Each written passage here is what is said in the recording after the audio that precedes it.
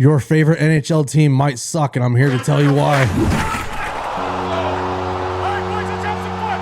All right, your team might not suck unless you're the Nashville Predators, or the Chicago Blackhawks, I suppose. But yeah, welcome back to the channel. We're going to do something fun today. Something I've been wanting to do for quite some time, but Thanksgiving threw those plans all out of whack. But today we're going to do some power rankings on all the NHL teams. Now, I don't want you to take this to heart. This is my feeling on these teams and their placement right now. I can look at the standings right now. I can tell you right now, my rankings do not match these whatsoever.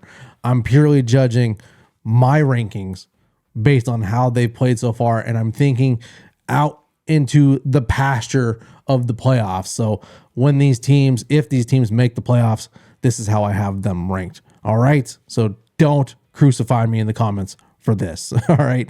If you're new to my channel, welcome. What's up? If you like hockey content, please consider subscribing. We talk hockey all the time on here. I'm a San Jose Sharks fan, so if you're a Sharks fan as well, we talk about the Sharks every once in a while. But yeah, today we're doing power rankings, so let's not beat around it any more than we need to. Let's go talk about these teams. All right. All right, let's pull this thing up. Let's do this. There's 32 teams to go through and talk about, and we're starting off with number 32 being the Nashville Predators. Now, the Nashville Predators have had a garbage start to the year. All right, there's no hiding that fact at all with this lineup and this roster. I actually, in my heart, before I even started putting videos out this year for this season, I was like, based on the facts and the paper and the roster, the Nashville Predators should win the Stanley Cup. They aren't even sniffing a playoff spot. They're not even close to sniffing a playoff spot right now. That Central Division is insanely stacked right now. And I'm honestly surprised that Brunette still has a job. If he has a job tomorrow morning, which would be Monday, I would be really surprised. They did get a trade out of the way. They traded Wedgwood for, was it a Noonan, to Colorado. So I don't think that's going to help, but you never know. The little moves might add up eventually for Nashville, but right now they are on the outside looking in. Next up, we have the Chicago Blackhawks. The Blackhawks are rebuilding. The San Jose Sharks are rebuilding. The Sharks are ahead, it feels like, for the Chicago Blackhawks in that rebuilding process. Connor Bedard is struggling. I think the coaching is a big issue for Chicago in their rebuild plans right now. Chicago is not looking hot. Everyone looks miserable over there right now. You would think on paper, looking at that roster, they would be better than what they are. But for some reason, they just cannot string it together. They can't get wins together. They do play, when they play good teams, it's competitive. Like, let's be real about that. But it hasn't been consistent for the Chicago Blackhawks. And again, Connor Bedard is struggling over there. That sophomore slump is real for Connor Bedard. Number 30, we got the Montreal Canadiens. What can you say about the hot garbage Habs? All right. I'm sorry, Canadiens fans. The promise was looking good. It was looking really good at the start of the year, or in the summer. I thought, I was like, okay, they might do something here. With the injury to Patrick Laine and the performance of the goalies you guys have had this year, Montreal looked all right at the start of the year, and then it just kind of fell off a cliff, and then you guys dug yourself a hole you just cannot climb out of. The Habs, I'm sorry, but you're at the bottom of the list. That rebuild for you guys, I didn't even want to say it was a rebuild, but now it's pretty evident that you guys need to do something over there in Montreal, which is unfortunate because I hate seeing the original. I have 2 original 6s in the bottom 30. That's insane to me. Number 29, the Ottawa Senators. Ottawa, I don't know how to fix this. I really don't. Everything on paper looks like you guys should be competitive this year. You should be competing for a playoff spot. But for some reason, you guys just cannot win. You guys got lucky. You guys beat my Sharks on 11 shots the other night. Other than that, I don't know how else you guys are stringing together without having some luck. I don't know. I wish you guys would turn it around, because I think the Ottawa Senators, if they can play up to their talents, would be a very interesting and fun team to watch during the season and into the playoffs. But for some reason, Ottawa just cannot get it together. So I have them at number 29. Number 28, the Anaheim Ducks. I'm a Sharks fan, made that clear a lot in this video. I don't watch the Ducks very much, but from watching from afar, Dostal looks like to be the only interesting and fun thing to watch as far as the net mining goes in Anaheim. Cutter Gauthier looking pretty good, looking pretty promising. The future looks pretty bright for him. So yeah, the rebuild in Anaheim, not looking too great. Still needs some work. Will Travis Zegras be there by trade deadline? I don't know. Who knows about that? There's a lot of talk about him being traded. John Gibson, will he be there? Who knows? We'll see. But I have the Anaheim Ducks at number 27 or 28. Number 27, the Seattle Kraken. The Kraken, I actually had the Kraken higher on my list in the beginning of the week, and then they played my Sharks and got smoked by the Sharks in a back-to-back on Friday and last night. I don't know, man. I really want the Seattle to be better because they are a closer team to me, so they're a bit more fun to watch and easier to go to watch than they are to go to San Jose.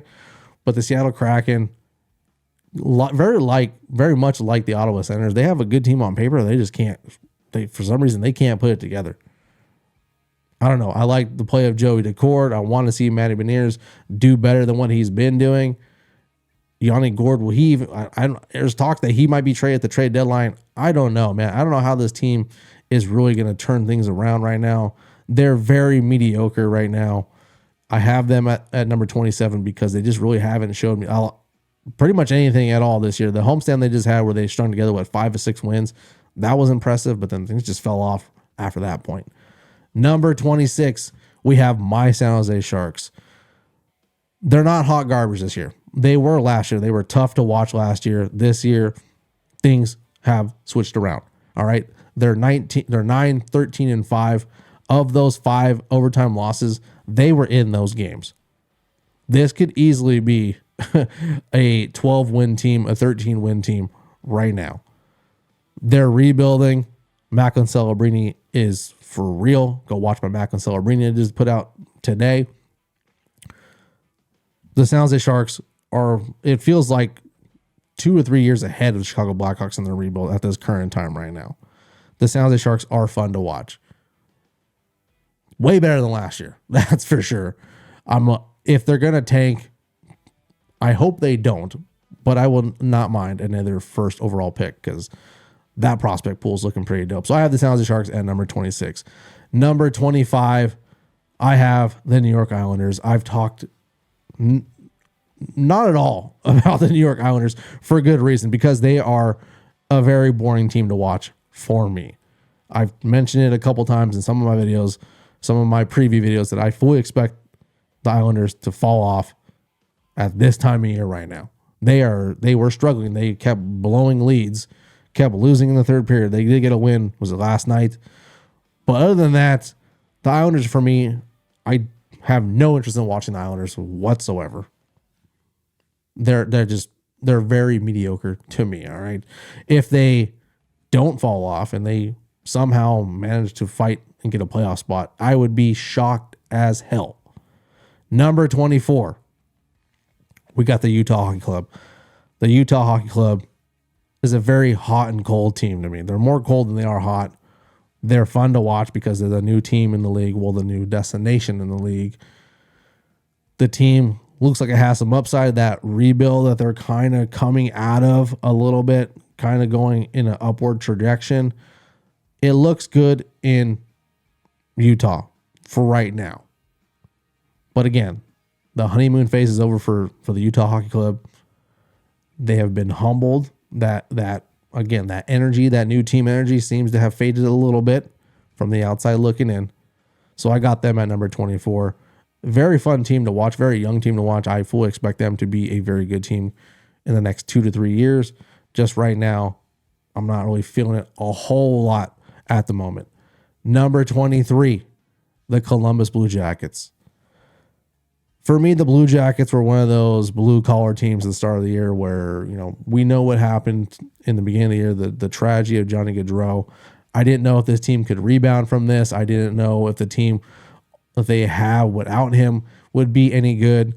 They're just like, I want to say, Seattle and Utah. They're very ebbs and flow. They did put together some wins this past week. So I can't really write them off just yet, but to me, they're not there yet. I think they need one or two pieces and some consistent wins, string some wins together, and they could be in the mix. But right now, I have them at number 23. Number 22, the Detroit Red Wings. What the hell is the Eyes are playing anymore? I don't even know anymore. It's very clearly not working. They are potentially going to miss the playoffs at this point in time. It's against December. If you haven't made the playoffs or in a playoff spot by Thanksgiving, consider yourself out and be watching from the outside in. So Detroit right now, it's tough. It's very tough. Considering how they ended last year, they were right there. They almost got in. A lot of people were expecting to build on that. They couldn't build on that for whatever reason at the start of this year, and they are just struggling. People are talking about firing the coach, possibly getting rid of the GM, getting rid of this Iser plan. I don't know, man. If I'm Patrick Kane, scratching my head right now, wondering where else I should go. That's just my feeling on it right now. There is some good players over there in Detroit that I do like to watch, like DeBrincat and Kane. So it sucks to see them struggling right now, but I can guarantee you right now, and I know a lot of Detroit Red Wings fans will agree with this, you're probably missing Jake Wallman a little bit right now. Thank you for that layup for my San Jose Sharks. All right. Number 21, the Pittsburgh Penguins. I can never really write off the Pittsburgh Penguins just yet. I want to so bad. I feel like the sell-off was about to begin, 2-3 weeks ago when Kyle Dubas was talking about potentially selling off some pieces. Sidney Crosby just signed an extension there. Malkin has still got some juice left. Letang, I don't know what's really going on with Letang. You got Erik Karlsson back there as well. They're looking really old, but as of late, they've put together a couple wins. And I'm looking at the standings off to my side over here.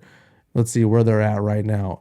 Okay, right now they are 3 points out from a wild card spot, which is a game and a half. Could the Penguins make the playoffs this year? With that veteran experience on that team, it wouldn't surprise me. But again, that's a long ways out. These are some older guys in the league. They need some youth up there, up front. Their prospect pool isn't super impressive at the moment. So can they make a playoff spot? Sure. They could probably get the one by the end of the month. Will they keep that spot? Probably not. But I can never write off Sidney Crosby. He's still got the legs. He's still got moves. I'm never going to write off Sidney Crosby if I don't have to. And right now, I don't have to. Next up, we got the St. Louis Blues. The St. Louis Blues got a new coach in Jim Montgomery this past week. They got some players back from Philip Broberg. They got Robert Thomas back. Jordan Binnington's playing pretty damn good right now. They did just lose to the Flyers last night, but that was a really good game as well. I did say the St. Louis Blues might be that creeper team, that sleeper team coming into the playoffs. And I feel like right now, this is the time they're going to start turning that around. I feel like if they're going to do, they have to do it right now. But the St. Louis Blues, they're not a boring team to watch. Like I said in the game, they're fun to watch when they're healthy and they can string together. When Jordan Binnington is playing good, he's at the top of the list of some of the goaltenders in the league. And it would not surprise me if he gets the starting goal for Canada in the Four Nations face-off. Number 19 is the Philadelphia Flyers. The Flyers exceeded expectations last year. That was interesting for sure. A lot of people thought they would build on that coming into this year. They did get some players, as Michkov. No one expected him to be over here this early.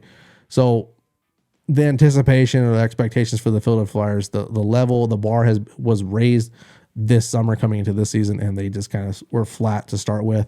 But they're starting to play a little bit better. You can see the chemistry between those players and the team kind of gel together. So they're not super sexy team to watch. They're that rebuilding team who's kind of coming out of that rebuild at the moment right now. So the Philadelphia Flyers, I think they belong right around the 18 to 21 mark at the moment, unless they string together a bunch of wins and start really making a push, which I don't think is going to happen. But I think number 19 is perfect for where they're at right now. Number 18 is the Boston Bruins. I didn't think I'd have the Boston Bruins below number 16 at all this year, because the Boston Bruins, for the past couple of years, they have been in a playoff spot, and they've kind of been a guaranteed lock. the way they started this year, they just fired Jim Montgomery, who's now coaching in St. Louis. They went with Joe Sacco. They thought that was the answer. It's very clearly not the answer to me.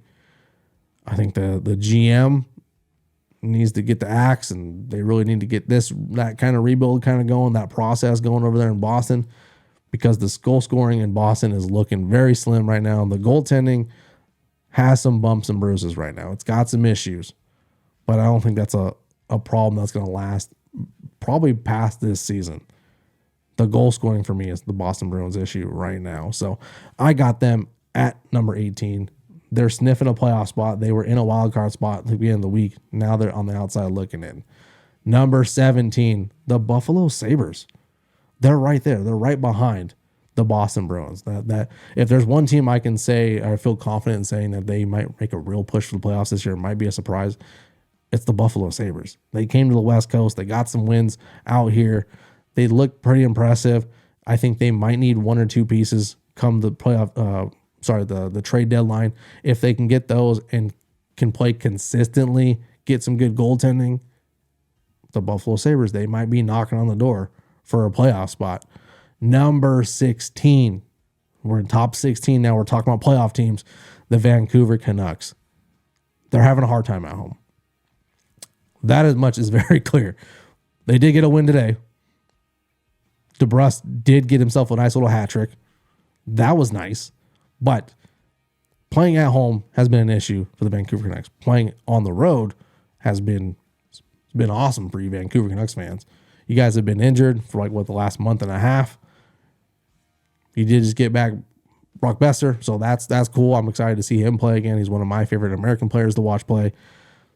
The Vancouver Canucks, they're right there for me. They haven't been consistently good. All right, like the last year was surprising. Still waiting for that run to happen again, if it will happen again. But who knows? We'll see what happens. I have the Vancouver Canucks at number 16 in a playoff spot, but they could probably be higher on the list later down the road. Number 15, the LA Kings, a California rival for me. It hurts me to have to say the LA Kings are in a playoff spot, but they are. And man, it hurts a hell of a lot more saying those Kings jerseys are fire this year. I love those logos and I love those jerseys. The Kings, they are, let's see, taking a look at the West. They are number 2 in the Pacific, right behind Vegas with 31 points. Didn't see that coming at all this year. A lot of people were saying that, had predictions that the Kings would miss the playoffs this year, considering how they ended last year. I know they went to the playoffs last year. It wasn't a great performance, but a lot of people have said that was a maybe thing that they had got lucky and got in there. But the Kings this year are starting to show some real promise going forward. Number 14 is the New York Rangers. The New York Rangers had a tough week this week. Oh, there's a lot of talks about trading players on that team. Talking about players like, Chris Kreider, Jacob Trouba. Are they going to be around any longer in New York? I don't know. They had a really rough week. Mika Zibanejad can't score if his life depended on it. It is very, very, very interesting and scary if you're a New York Rangers fan right now. I don't know. I had them higher on my list this week, but the way they played during this week, I had to bump them down my list. They're in a wild card spot right now. It would be tough for me to believe that the New York Rangers missed the playoffs this year with the roster they have. But if they're going to make some moves, they need to make them quick because things can turn ugly really fast in New York. Number 13 is the Tampa Bay Lightning. I'm never going to write off the Tampa Bay Lightning when they have Nikita Kucherov, Vasilevsky, Victor Hedman, Braden Point, and now Jake Gensel. They're in the middle of the pack for me right now in their division. They're hot and cold. They didn't have a good performance last night against Toronto, but I'm never going to write off those players. And if they have John Cooper still coaching those players, hey, things could get real interesting for Tampa. Again, they don't need to be at the top of the list. They just need to get into the dance to make it interesting in the playoffs this year. Number 12, the Calgary Flames. Who had the Calgary Flames in a playoff spot this year at all? I can tell you right now, it was not me. The sell-off was on last year, and I thought this year was going to be the year that they tank. They've surprised many people with their play this year. Dustin Wolf's been playing great. Potential Calder winning goalie over there, rookie. Interesting play over there. I haven't watched a whole lot of them, but when I do watch them, I'm impressed. Like, for sure, I'm impressed. They've been in some pretty good games, and they've held up their own, and they've won some pretty big games this year so far. Can they sustain this going forward? I don't know. I don't know when the Flames going to run out, but it's been looking pretty good for the Calgary Flames. Number 11, the Edmonton Oilers. I feel like the Edmonton Oilers are like, they're just chugging along right now. Like, they're just getting rolling. Like, it hasn't been pretty at all this year. They've had injuries, and the one thing for me, I'm going to say it again, like I've said a million times, they're going to live and die by their goaltending. And I don't believe in Stuart Skinner enough to be like, they're going to win the cup this year. If they had a different goalie, a better goalie, I don't know who. I could pull a name out of a hat and probably be like, yeah, I'd go with him over Skinner. But I don't feel like they're a cup-winning team just yet. I don't have all the confidence in the world. If they had a better goalie, they would go from 99% to 100% for me. But right now, I don't have them there. But I do have them at number 11, just scratching the top 10. I fully expect them to be in the playoffs again and not be where they're at right now. They're in a wild card spot right now. To me, that's crazy. LA Kings and the Canucks are above the Edmonton Oilers right now in the standings. Number 10. We're getting to the top 10 now. The Dallas Stars. The Dallas Stars just beat the Winnipeg Jets. That was a good one. I had that going on my iPad right here as I was prepping for this video. That one was dope. But the Dallas Stars, they are right where they need to be, in my eyes. I would like to see them higher on the list, but as we break into these top 10 and the top 8, you're going to see how tough it is to get there. They're like, to me, they're just like the Tampa Bay Lightning. They don't need to be up on that list. They just need to be invited to the playoffs, and I can see them doing damage. Dallas Stars, one of my favorite teams to watch this year for sure. Number 9, the Colorado Avalanche. The Colorado Avalanche, to me, are just like the Edmonton Oilers. They have a star-studded roster. They did just lose to the Oilers last night, by the way. And I'm going to say this. I think they're going to live and die by their goaltending, just like the Edmonton Oilers are. I was surprised to see Georgiev get the start last night. Not really surprised, because that's probably the best goalie they have right now. They did just acquire Wedgwood from the Nashville Predators. I don't think that was the answer that they needed. I honestly thought Mackenzie Blackwood would be going to Colorado, like in a heartbeat. I thought that was going to happen. I thought they were just trying to make something happen, but it didn't. It did, for whatever reason, it didn't work out. If they even approached them for the trade, but Wedgwood and Georgiev, can you rely on that goaltending tandem going into the playoffs? I'm going to say no. Georgiev has been hot garbage this year. It's been brutal. Wedgwood has played pretty good this year, but can you rely on him in the playoffs? I don't think so. All right, let's break into the top 8. This is where it gets really interesting for me. Number 8 is the Vegas Golden Knights. They just got smashed on by the Utah Hockey Club. Thank you very much, Utah. That was a beautiful and funny time to look at that score last night. But the Vegas Golden Knights, they dropped a muffin. They put up a muffin last night. It was bad, but again, you can't count out the Vegas Golden Knights. As much as a hater as I am, I do realize that talent on that team, when they get going, they can really start putting the hammer down. I fully expect them to be in the playoff spot. They're number 1 right now in the Pacific with 33 points. Yeah, Vegas is still Vegas, man. I can't count out Jack Eichel. Can't count out Hannafin's been playing, Howden's been playing pretty good. Barbashev's been playing pretty good. Hurdle, not writing that team off one bit. I had them at number 8, but number 7, I got the Carolina Hurricanes. Funny enough, when I started this list at the beginning of this week, I had the Carolina Hurricanes at number 1. And then they played this week and got destroyed. All right, so I had to bump them down the list.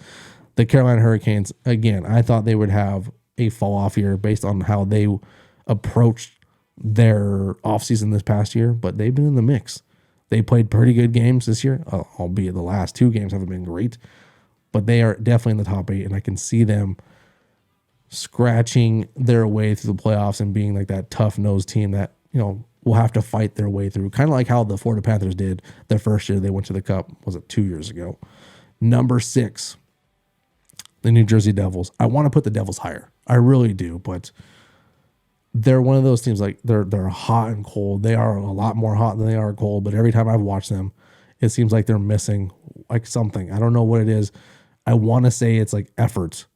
Like I really want to say the effort isn't always there. Like they don't close out a full 60 minutes or they can't compete in a comeback in a full 60 minutes. They show glimpses of it, but for whatever reason, they can't just fight their way back to getting a dub if they're down or not. But number 6, not a bad place to be for the New Jersey Devils, in my opinion. Again, they're higher in their division. We'll see where they're at right now. They are number 2 in the Metropolitan. So, they're right behind the Capitals, who they just lost to. So, it is what it is.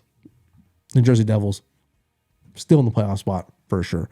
Number 5, we got the Florida Panthers.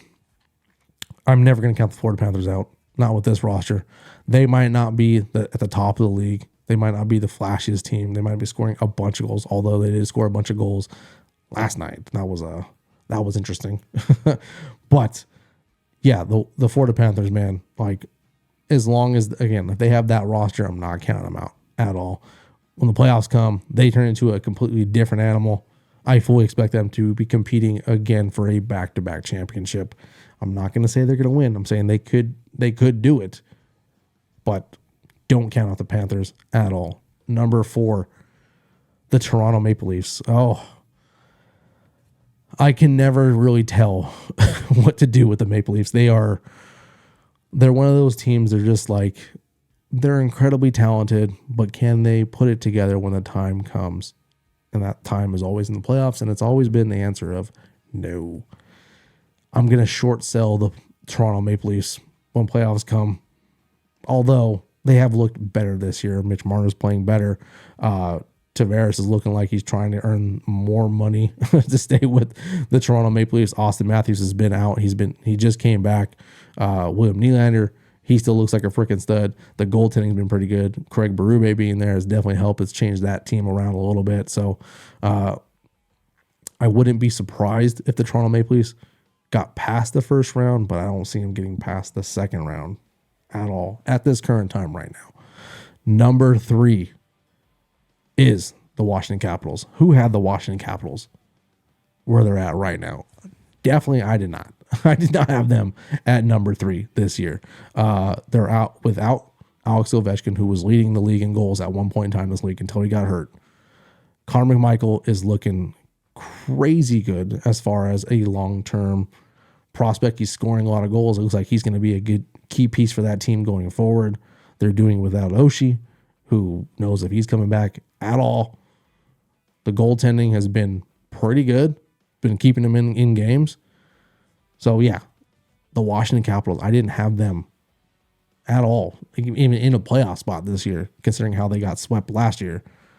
But I'm surprised, and I'm pretty damn thrilled about it, honestly. If Ovechkin comes back and he starts lighting up again, the goal watch, the Gretzky goal watch, Gretzky goal record watch should be very interesting.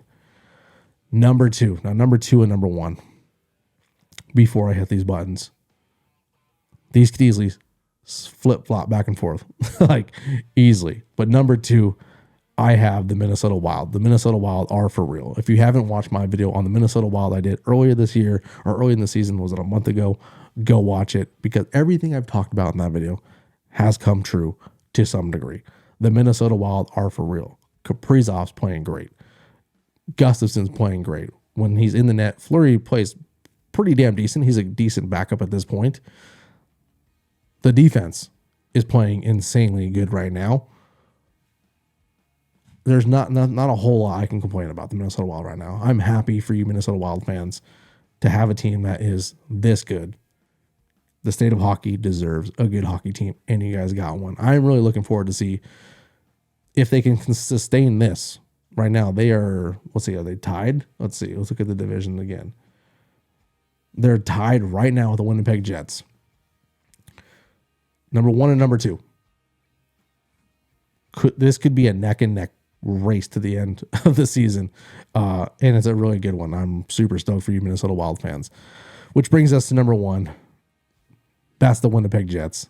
The Winnipeg Jets, they lost today, but they are still still a team you do not want to face.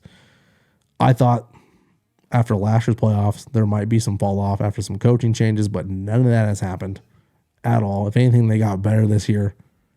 They're scary good. I wouldn't want to see them in the playoffs, at least how they're playing right now.